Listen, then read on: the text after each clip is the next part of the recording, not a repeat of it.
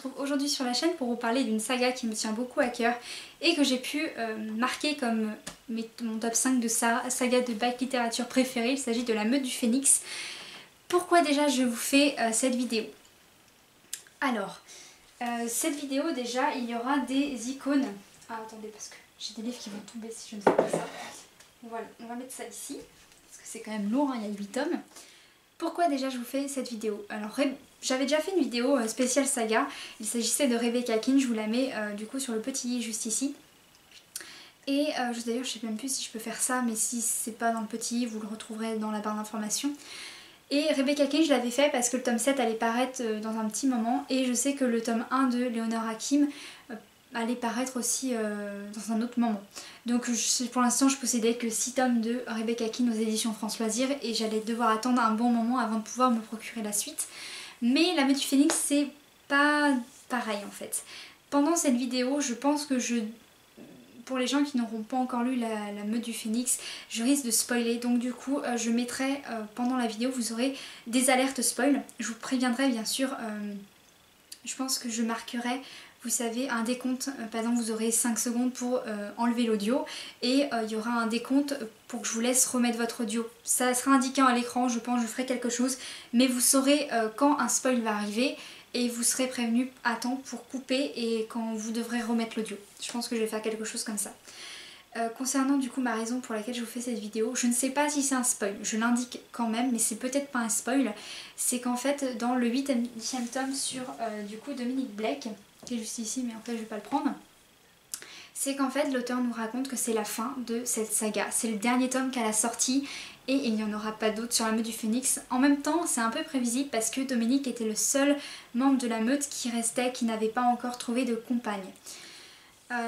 Et du coup c'est tout pour cette raison. Donc si ceux qui l'ont écouté, je suis désolée pour la mauvaise surprise. Mais voilà. Concernant du coup La Meute du Phénix, pour vous raconter un peu globalement ceux qui ne connaissent pas, qu'est-ce que c'est La Meute du Phénix? Donc La Meute du Phénix a été écrite par Susan Wright et donc nous avons 8 tomes à l'heure actuelle.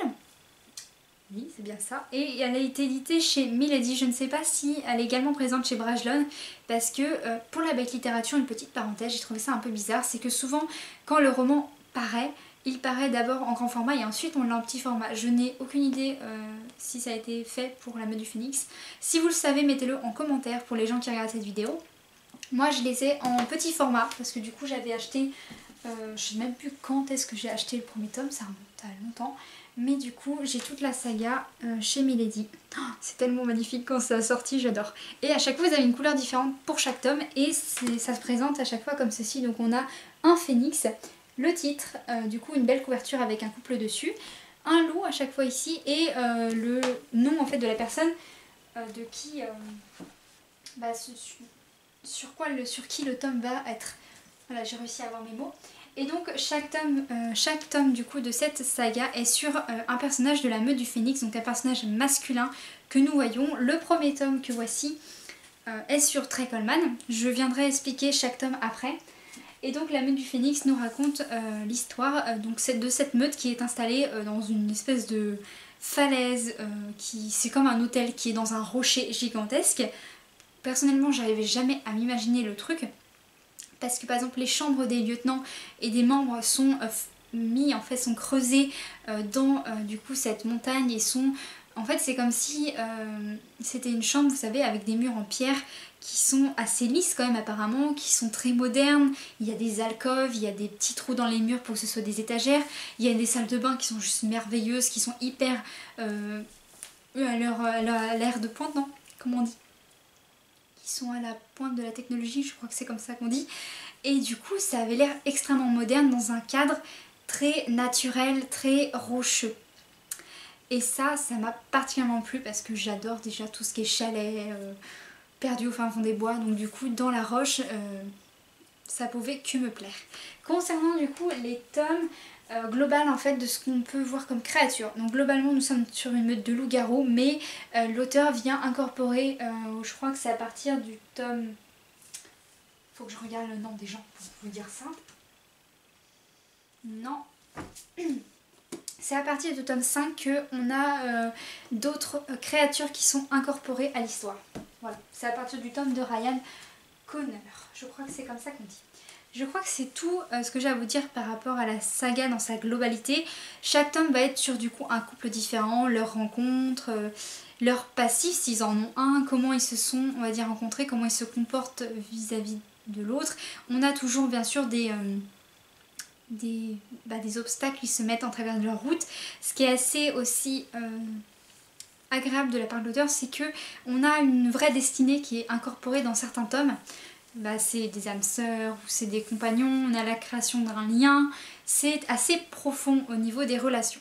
Le premier tome de la saga est sur Trey Coleman, qui est l'alpha de la meute du Phénix, qui est un personnage qui est très colérique, qui a du mal à se contrôler, qui peut entrer en frénésie quand il est sous sa forme de loup, et qui va demander du coup à Taryn, qui est la fille de l'alpha d'une autre meute, qui le vit très mal, qui est latente, donc qui est persécutée par rapport à ça. Son père la considère comme une abomination, enfin il la respecte pas du tout et c'est juste chiant au fur et à mesure des romans. Et du coup il va lui offrir en fait la possibilité de se désengager d'un contrat que son père a fait avec un autre loup qui veut marier sa fille, enfin les mariages arrangés quoi. Et du coup Trey offre une échappatoire à Taryn en lui proposant qu'ils forment un couple tous les deux, parce que lui ça le permet aussi de... Enfin, ça lui règle un problème et elle, ça va lui régler son problème également. Donc du coup, c'est un mariage, un contrat aussi de leur part, c'est pas une relation spontanée. Et en fait, de fil en aiguille, ils vont apprendre à se connaître et ils vont se rendre compte qu'ils sont amoureux. Voilà, c'est tout ce que je vous dirais par rapport à leur histoire. Par rapport aux personnages, donc on découvre du coup tous les personnages, mais d'un point de vue du coup de Taryn, parce qu'elle ne les connaît pas encore, donc c'est assez agréable. Par exemple, on découvre le personnage de Ryan, elle leur donne des surnoms à tous, c'est hyper drôle. Par exemple, Ryan il fait toujours la gueule, donc du coup elle l'appelle Grincheux. Je crois que Marcus elle l'appelle Sourire.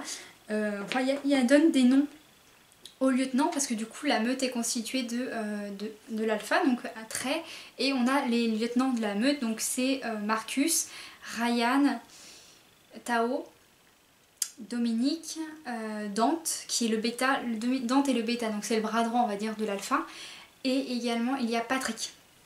Voilà, je crois que j'ai fait le tour pour tous les lieutenants, et la meute est également constituée de d'autres membres. Il y a des femmes déjà qui sont...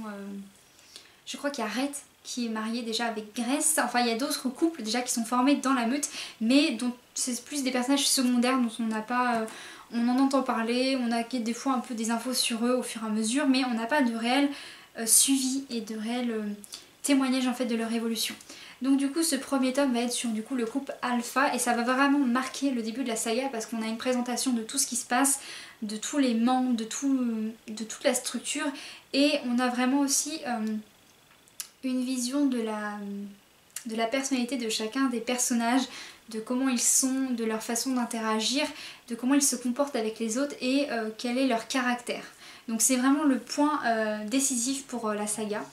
Ce que j'ai particulièrement aimé dans ce premier tome, c'est le personnage de Taryn, parce que même si elle a tout le temps été persécutée par rapport à sa latence, elle a une force intérieure qui est juste incroyable, et qu'elle... En fait c'est le type de nana, vous savez, qui est toute frêle, toute fragile, qui est toute mignonne, et en fait c'est juste une bête monstrueuse à l'intérieur, et qui quand elle explose, quand elle perd le contrôle, c'est hyper badass quoi. Et c'est vraiment genre la fille badass de la saga. Il y en a d'autres qui arrivent après, mais c'est bien que ce soit la femelle alpha. Vraiment elle a son caractère qui est là. Vous avez le décompte, je pense que je vais mettre par rapport au spoil, parce que je vais spoiler quelque chose par rapport à ce tome, et j'espère que vous n'allez pas l'entendre si vous ne l'avez pas lu. Donc du coup ce que je voulais spoiler, c'est que Taryn elle a vraiment ce caractère qui est enfoui en elle, et au fur et à mesure en fait des tomes on sent qu'elle se rapproche de son loup, et ce qui est juste génial pour elle, c'est qu'on découvre que lorsqu'elle tombe enceinte en fait de Trey, et qu'elle a le besoin du coup de protéger son bébé lors de l'attaque de la meute que Trey combat, et ben elle va se transformer. Donc ça je trouve ça génial, elle est plus latente, elle a vaincu sa propre latence. Donc est-ce qu'elle était vraiment latente au début, on ne sait pas, mais du coup elle se transforme pour sauver son enfant. Et ça va vraiment être un icône en fait, un modèle pour les tomes qui vont suivre. Le spoil est terminé. Et du coup voilà, ça c'est tout pour le premier tome de la meute du Phénix. Je vais essayer de pas trop m'éterniser, parce que je crois que cette vidéo va faire 3 plombes sinon. Le second roman est sur... Le second roman est sur Dante Garcia. Alors là, la romance est un peu particulière parce que nous suivons donc Dante et Jem. Alors toutes les filles que je mentionne par rapport au lieutenant, vous en faites pas, en fait c'est marqué dans la 4e de couverture, donc c'est pas du spoil en fait, quand je vous dis avec qui ils sont. Et en fait Jem faisait partie de la meute... j'ai oublié de préciser, je crois qu'en fait Trey a ouvert la meute du Phénix, enfin a créé la meute du Phénix après un drame familial, et il y a beaucoup de personnes en fait de la meute originelle qui l'ont suivi à la meute du Phénix. Jem faisait partie en fait de la meute originelle, elle suivait Dante partout quand ils étaient gamins, et en fait elle est venue intégrer la meute du Phénix après le tome 1, et elle a toujours été un peu en pamoison devant Dante, sauf que ce n'est plus le cas. Elle a décidé du coup de prendre sa vie en main et d'être indépendante, de s'aimer comme elle est, parce que apparemment c'est une femme assez plantureuse et qui était assez bouboule étant enfant, mais en fait elle a toujours caché un peu ses formes, et là elle prend vraiment sur elle, et c'est pile quand elle décide du coup de faire comme si Dante n'existait pas que lui remarque du coup son identité, et il va essayer de découvrir en fait ce que cette jeune femme va cacher, parce qu'elle a énormément de secrets. Elle est venue intégrer aussi la meute avec son frère, je ne sais plus du tout comment il s'appelle, et c'est le seul qui sait son secret. Ce tome là était vraiment très sympa parce que du coup on voit le bêta. Qu'est-ce qu'un bêta du coup pour la meute? On voit aussi je crois que c'est là aussi qu'on a la formation de lieutenant, parce que Dante va vouloir former Jem du coup à la position de lieutenant, donc on voit un peu comment il s'entraîne et tout ça. On a tout un côté sportif et militaire, c'est assez sympa, mais du coup on a une histoire qui a un peu plus de fond, un peu plus du coup de mystère et d'ombre. Donc c'était agréable à voir parce que tous les deux ont une personnalité bien définie. Encore une fois ils vont apprendre à se connaître parce que Dante va pas la lâcher tant qu'elle lui aura pas dit ce qui va pas, et du coup de fil en aiguille ils vont encore finir ensemble. Je n'ai pas de spoil pour ce roman. J'essaye de faire assez vite parce que j'ai peur de me mettre trop longtemps pour cette vidéo. Mais du coup, j'ai bien aimé Dante. Je préfère quand même Dante au tome de Trey. Mais en fait, le point que je préfère dans le premier tome, c'est vraiment Tarine et son répondant. Parce qu'elle a vraiment un caractère de connasse, elle le dit elle-même. Et juste, j'adore ce trait-là pour ce personnage. Ensuite, le 3e tome, là du coup, ça va être l'entrée en matière en fait d'un autre personnage qui est très important. Et c'est une histoire aussi qui est un peu douloureuse. Enfin, ce tome 3 est un tournant en fait pour la saga. Donc ce tome 3 est sur Nick Axton, qui est un alpha qu'on a connu dans le premier tome, qui faisait partie de la meute, qui dirigeait la meute de l'oncle de Tarine. Voilà, donc il y a toujours des liens qui sont faits, un arbre généalogique qui se crée. Enfin c'est très, comment dire, c'est très suivi entre les tomes. Et donc Nick avait rencontré donc un personnage, donc c'est Shaya, qui est une bonne amie en fait de Tarine, qui l'a rejoint en fait, qui l'a suivi de leur meute. Il faisait partie de la même meute et du coup elle a suivi Tarine à la meute du Phénix. Et Shaya en fait a rencontré Nick lors d'une cérémonie d'union, je crois, de leur cérémonie d'union dans le premier tome. Et en fait il y a quelque chose qui s'est passé. Je sais pas s'ils le disent. Donc ça va pas être du spoil. En fait Nick et Shaya découvrent qu'ils sont âmes sœurs, sauf que Nick refuse de la revendiquer, il n'en parle pas et Shaya est effondrée par rapport à ça. Les tomes qui suivent en fait, le tome 2 je crois qu'on ne suit pas beaucoup ce qui se passe par un de son côté, mais ils sont au courant quand même qu'il y a quelque chose entre elle et Nick, et Shaya au bout d'un moment n'en peut plus parce que Nick veut toujours la voir, il a son besoin en fait d'être près d'elle, mais il veut pas la revendiquer et c'est juste abominable pour Shaya, donc du coup elle décide de se barrer totalement. La meute du Phénix l'aide à trouver quand même un endroit où se cacher, mais Nick du coup n'est pas d'accord et laisse tout en plan et va retrouver Shaya, et du coup ils vont de fil en aiguille, ils vont finir ensemble et il va vraiment du coup la revendiquer. Mais bien sûr ça ne se passe pas comme ça parce que Nick a un passif, a vraiment quelque chose sur pas la conscience, mais il a fait pas mal de choses. Il a été... faut pas que je le dise ça parce que ça va être aussi du spoil. Mais en tout cas Nick a un vrai passif qui va le rattraper à ce moment-là, et du coup Shaya va être un peu au milieu de tout ça et ça va être compliqué. Mais du coup finalement il y a une fin heureuse à cet tome, il y a une fin heureuse pour tous. Je vous le dis, c'est une fin heureuse pour tous, c'est une saga garantie qui vous fera rire, pleurer, c'est une super saga. Vraiment c'est un bijou, vous passerez un bon moment. Mais du coup, le début en fait de cette romance est un peu compliqué, mais sinon ça se passe très bien après. Et je vous disais que c'est un tournant parce que cette saga est un tournant parce que du coup, en fait, Nick et Shaya vont créer une meute à eux tout seuls, donc qui est la meute Mercure et qui va être le spin-off en fait de la série. Et fin du spoil. Du coup, ce roman-là, je l'ai bien aimé aussi. C'est pas encore mon préféré, mais j'aime bien le caractère de Shaya parce qu'elle est très similaire à Taryn, sachant qu'elle a été élevée par un Névicile et que son père est humain en fait, Shaya. Et du coup, elle a vraiment un caractère très humain, très mordant, mais moins sauvage, moins animal. Ensuite, on a... Il est là, le tome 4 du coup.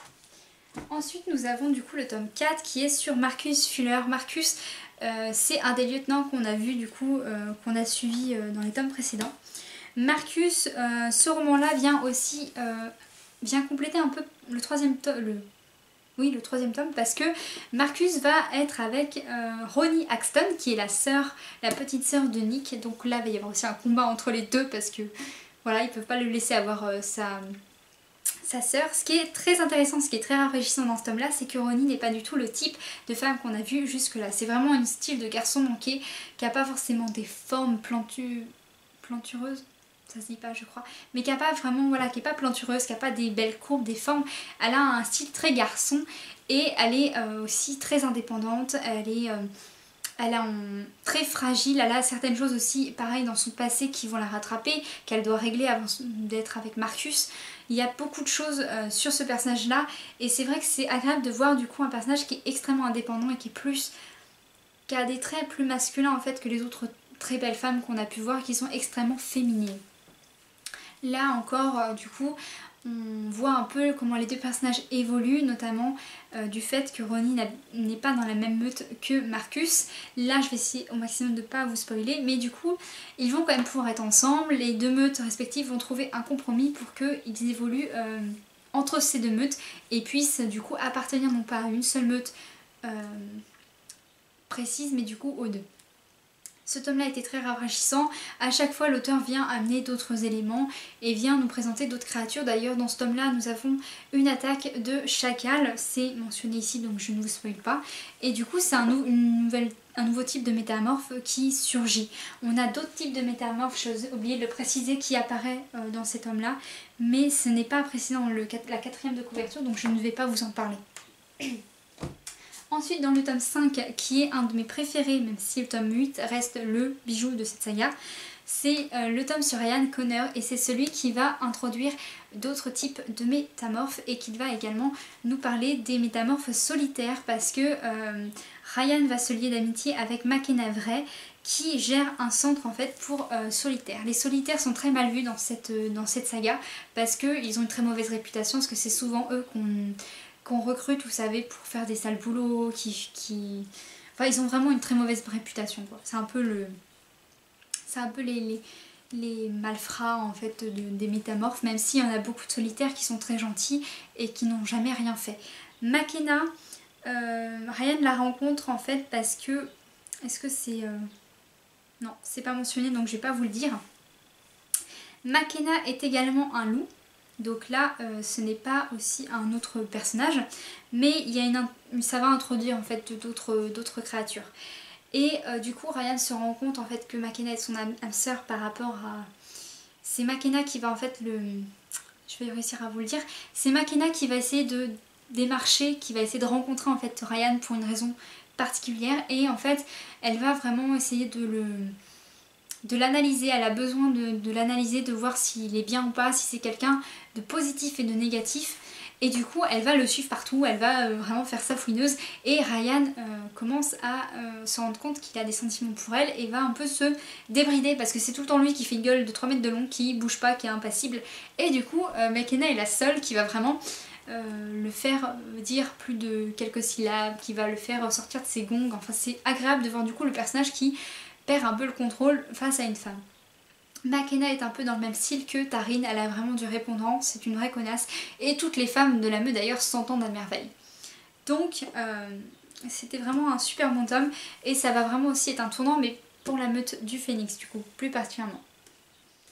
Le tome 6 de la meute du phénix, c'est celui que j'ai moyennement aimé parce que Tao, c'est un personnage que je n'aime pas, je ne sais pas pourquoi. Il s'agit de Tao Lucas et du coup lui il va être avec Riley qui a été, qui a été invité à la meute du phénix après le tome 5. Voilà, et qui n'est pas un loup. Est-ce qu'ils le disent? Oui, c'est un métamorphe corbeau en fait, Riley. Donc là, on est sur une autre dimension totale parce qu'on était sur des métamorphes félins, canins. Et là, on a un métamorphe c'est un oiseau. Pourquoi? Du coup, c'est assez particulier à imaginer, surtout qu'on a déjà eu affaire à des corbeaux parce que Tarin est très solide d'amitié avec des corbeaux. C'est un peu bizarre d'ailleurs. Mais du coup, Riley est un métamorphe corbeau et du coup, on a tout un autre système parce que du coup, les loups ont une façon de penser, une façon de flirter, une façon de communiquer très particulière et Riley ne fonctionne pas du tout comme ça, donc c'est hyper rafraîchissant de voir ça. Et l'introduction du coup de nouvelles créatures, en fait ça étoffe juste la saga encore plus, ça la rend encore plus intéressante. Le tome 7 de la meute du phénix est sur Patrick Hardy. Ce tome là est encore plus complexe que les autres parce que nous suivons on suit ce lieutenant et on suit également Frankie qui est un personnage très énigmatique, très secret parce que elle a un passif en fait, elle faisait partie d'une meute et ses grands-parents l'ont vraiment bridée, l'ont séparée de tout ça, ils l'ont cachée, enfin c'est un enfer total. Et du coup Patrick la retrouve et il va vraiment la faire découvrir sa vraie famille, il va l'aider à comprendre mieux ce qu'elle ressent, tout ça. Et du coup bien sûr de fil en aiguille ils vont se lier d'amitié et finalement ils vont tomber amoureux. Frankie c'est un des personnages que je trouve le plus intriguant parce que c'est une artiste mais elle sculpte en fait des choses extrêmement sombres et extrêmement glauques sans qu'elle sache d'abord ce qui va se passer. Par exemple, elle va commencer quelque chose et ça peut, pour finir, quand le résultat final en fait ça va être un cheval des enfers. En fait elle commence sans savoir ce qu'elle va faire et ça finit par être une œuvre majestueuse mais extrêmement sombre et extrêmement dérangeante. Donc c'est assez agréable et en plus on va voir aussi que ces œuvres ont une autre signification, enfin c'est un tome qui a beaucoup de double sens et qui a extrêmement de choses cachées. Je suis désolée si vous entendez mon ventre, je suis en plein fasting donc du coup j'ai faim. Et du coup voilà, il y a beaucoup de découvertes, beaucoup de mystères et de secrets qui vont être présents dans ce tome, donc ça le rend encore plus intriguant et c'est encore quelque chose de rafraîchissant pour la saga.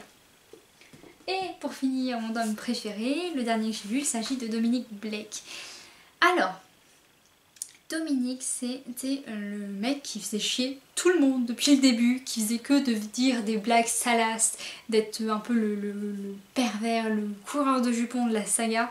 Et finalement, ils peuvent enfin prendre leur revanche et lui faire payer parce que du coup, Dominique va, lors d'une soirée, en fait, il va rencontrer Mila qui fait partie d'une autre meute, mais qui n'est pas un loup, qui est un chat de pala, qui est une sorte d'animal très bizarre avec une petite tête, un petit corps, mais qui ressemble à une peluche, mais c'est un genre de Gremlins quoi. Le machin il te lacère le visage à coups de griffes, c'est un monstre le truc vraiment.